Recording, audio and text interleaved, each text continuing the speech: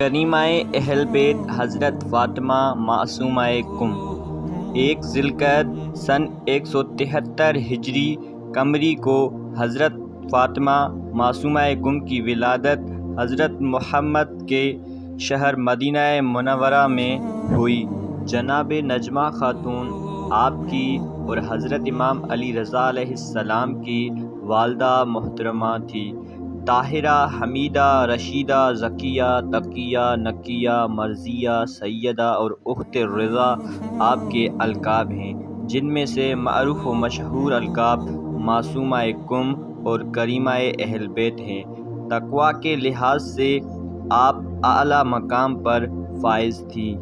حضرت فاطمہ معصومہ کم 17 دن موسیٰ بن خزرج کے گھر میں رہنے کے بعد اس دار فانی سے چلی گئیں۔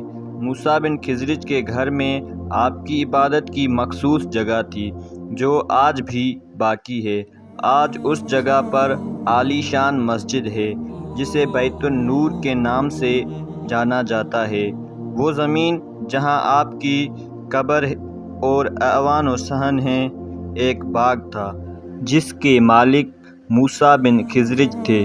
حضرت فاطمہ معصومہ کم کی وفات کے بعد آپ کے جنازے کو اسی جگہ پر سپرد خاک کیا گیا۔